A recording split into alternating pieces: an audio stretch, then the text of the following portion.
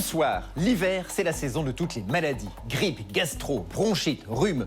Comment se transmettent-elles? Peut-on éviter de les attraper? Comment combattre les effets du froid, comme les gerçures? Les remèdes de grand-mère sont-ils efficaces? Réponse ce soir avec des spécialistes. Regardez bien cette émission, elle vous permettra peut-être de ne pas tomber malade cet hiver. Pourquoi les épidémies, grippe, gastro se répandent-elles en hiver comme des traînées de poudre? Y a-t-il moyen de s'en prémunir?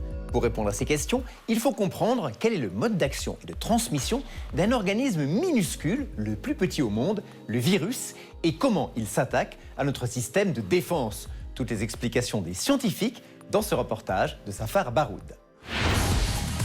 Grippe, rhume, gastro-entérite, les épidémies de l'hiver sont là. Chaque année, près de 2 millions de Français sont touchés par la gastro-entérite et 2,5 millions par la grippe. Pourquoi ces maladies se transmettent-elles si facilement? À l'origine de ces désagréments, de nombreux virus. Pourquoi apparaissent-ils surtout en hiver? Et comment s'en protéger? Réponse de nos scientifiques. Il fait froid, il pleut, vous êtes fatigué et pour couronner le tout, vous tombez malade. Mais savez-vous quelles maladies sont les plus répandues en ce moment? La grippe, angine souvent, le rhume. Grippe intestinale de temps en temps aussi. Bonne réponse. Les stars de l'hiver, ce sont malheureusement le rhume, la grippe et la gastro-entérite. Des maladies provoquées par des organismes inertes, 1000 fois plus petits que les bactéries, les virus. Lorsqu'ils pénètrent dans certaines de nos cellules, celles-ci se mettent à les reproduire. C'est ce qui fait que l'on tombe malade. Nos principaux ennemis l'hiver sont les rotavirus qui parasitent les cellules des parois de l'intestin provoquant des gastro-entérites. Les rhinovirus, eux, responsables de 4 rhumes sur 10 qui s'attaquent aux muqueuses de l'intérieur du nez. Et enfin, les myxovirus influenza qui parasitent toutes les parois des voies respiratoires du nez jusqu'aux poumons. Ce sont les responsables de la grippe. Et si les enfants et les personnes âgées sont plus sensibles à ces virus, c'est parce que leur système immunitaire est moins puissant que celui des adultes. Mais comment les attrapons-nous? Réponse de notre généraliste. La rhinopharyngite et la grippe, c'est 2 maladies qui se transmettent par voie aérienne. Donc c'est les gouttelettes, les projections de salive et de sécrétion. Regardez ces images incroyables d'éternuement. Ces milliers de gouttelettes que vous voyez, ce sont des postillons. Lorsque nous éternuons, nous en projetons tout autour de nous. Les virus contenus dans les gouttelettes vont alors se propager. Et pour la gastro-entérite alors, comment le virus voyage-t-il? Pour la gastro-entérite, c'est une contamination qu'on appelle manuportée. C'est-à-dire que la personne va avoir du virus sur les mains et elle contamine son entourage en les touchant. En clair, lorsque nous touchons quelqu'un, nous lui transmettons directement nos virus. Pour le vérifier, faisons une expérience. Safar, notre journaliste, va se tamponner le visage et les mains avec une encre invisible qui symbolise le virus, rendu perceptible grâce à cette lampe UV. Elle se rend chez son amie Miranda. Safar est très bavarde et d'un naturel tactile. Au bout d'un quart d'heure, voici le résultat. Miranda est couverte d'encre, elle aussi. Si cette drôle de substance avait bien été un virus, Miranda l'aurait attrapé à coup sûr.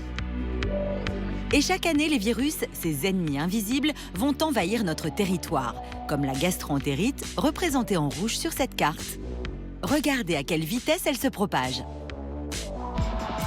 Mais comment les autorités sanitaires identifient-elles les virus présents en France? Direction l'Institut Pasteur où Vincent Enouf, grand spécialiste de la grippe, va analyser des prélèvements de sécrétion nasale envoyés par des médecins après une consultation. Ce prélèvement est conservé dans ce milieu.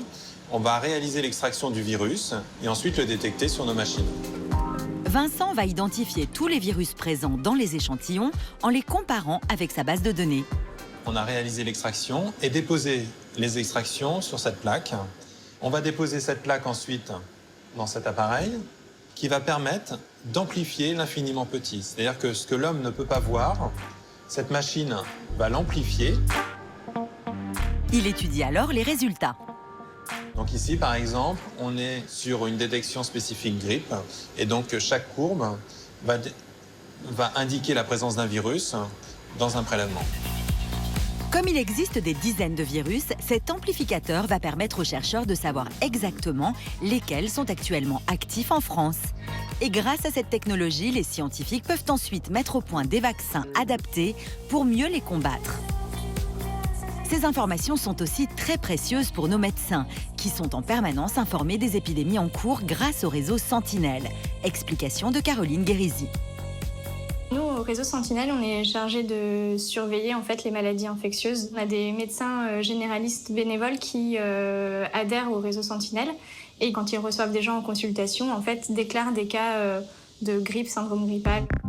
Comme le font les météorologues pour le temps, les spécialistes de Sentinelle établissent chaque jour les cartes des épidémies. Depuis cet été, voici par exemple l'évolution de la gastro-entérite. En rouge, les endroits touchés. Septembre, octobre, novembre, décembre, janvier. Plus on avance dans l'hiver et plus l'épidémie se répand. Voici maintenant les cartes de la grippe.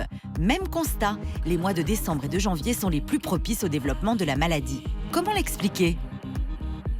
En hiver, les virus vont se conserver, en tous les cas pour la grippe, de manière plus facile que l'été, dû au froid.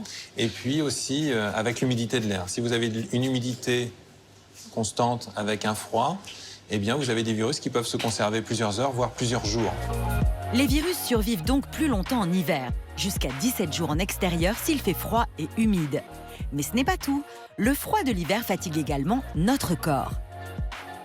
Les petits cils qui tapissent le poumon et qui servent à évacuer les déchets et les microbes sont ralentis, sont un petit peu paralysés par le froid et la sécheresse.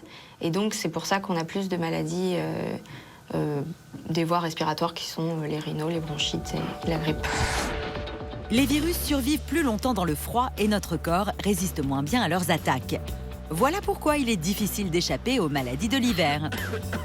Et sachez que les antibiotiques qui agissent sur les bactéries n'ont aucun effet sur les virus. Alors comment éviter leur contamination ?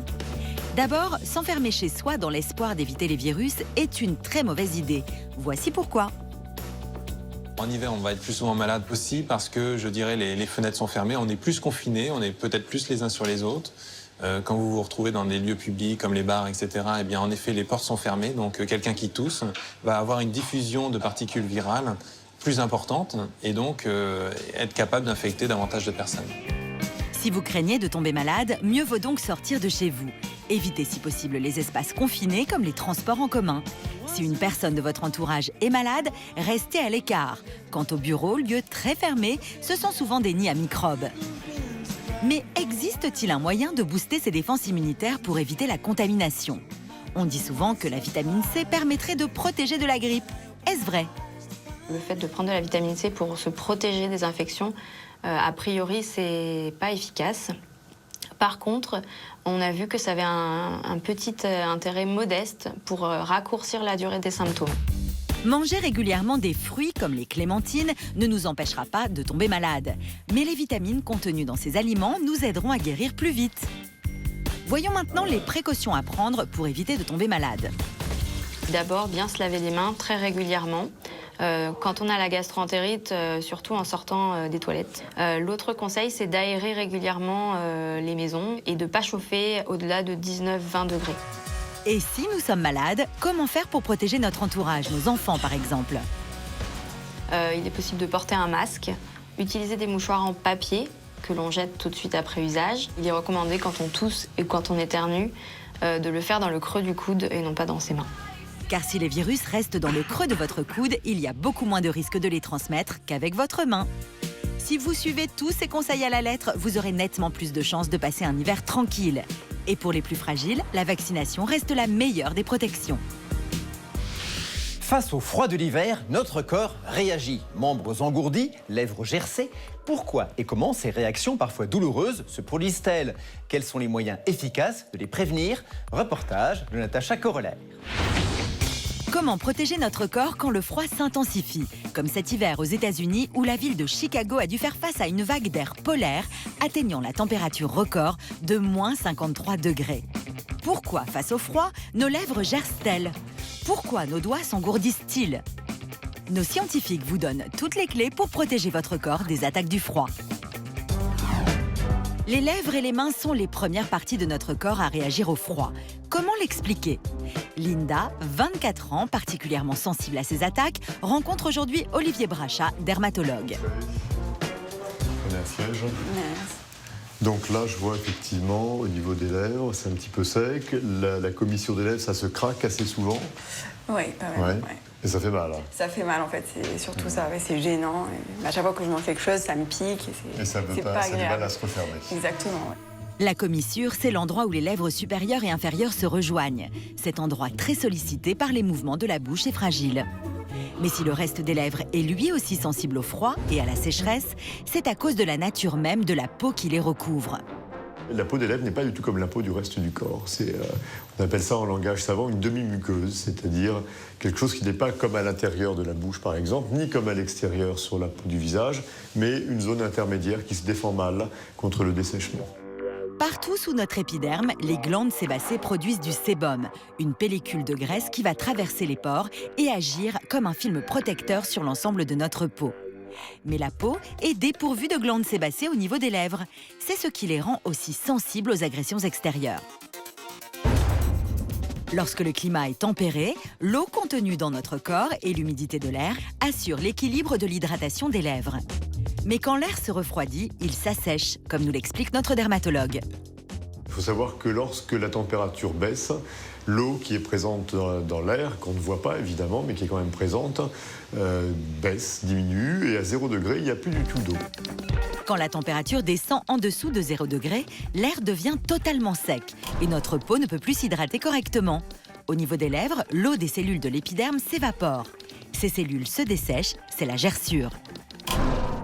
Pour atténuer ces gerçures, notre premier réflexe est souvent de passer la langue dessus. Mais c'est pourtant le meilleur moyen de retarder la guérison. Ça retire le petit film gras qu'il y a sur les lèvres, qui n'est pas très important, et il y a des enzymes, on appelle ça. Enfin, c'est quelque chose qui est fait pour attaquer les microbes, en particulier à l'intérieur de la bouche, et qui va irriter les lèvres. Et plus on se lèche les lèvres parce qu'elles sont sèches, et plus on les gerce. Donc, plutôt que de se lécher les lèvres, la solution c'est d'appliquer un corps gras au moyen d'un stick. Vous préserverez ainsi vos lèvres des gerçures. Passons maintenant aux mains, elles aussi en première ligne face au froid de l'hiver. Et là encore, nos premiers réflexes sont rarement les bons. Alors, sur les mains, effectivement, là, tout ça, c'est bien sec. Voilà. Vous lavez souvent les mains? Tout le temps. J'ai des... Beaucoup. Beaucoup. Alors, il y a une première chose. Quand il fait froid, effectivement, c'est courant d'avoir les mains qui sèchent. Oui. Quand on se lave les mains, il faut se laver les mains, c'est très bien. Mais les microbes, il faut savoir qu'ils sont là. Oui. Sur cette partie-là des mains. Donc, vous lavez l'intérieur des mains avec un produit doux, évidemment. Et vous évitez de faire le grand passage 15 fois, 20 fois par jour sur cette partie-là des mains. Sinon, ça n'y résistera pas. En effet, la peau est beaucoup plus fine sur la partie supérieure des mains et donc plus sensible au nettoyage. L'eau et les frottements suppriment la pellicule de sébum qui les protège. Mais quels sont alors les bons gestes à adopter pour lutter contre le dessèchement des mains ? Appliquer des produits gras, les crèmes ou les pommades qui sont encore plus grasses, ça va bien limiter l'évaporation de l'eau au niveau de la peau. Si on met une barrière grasse, eh bien l'eau de la peau va rester dans la peau et la peau va rester hydratée et donc moins gercée.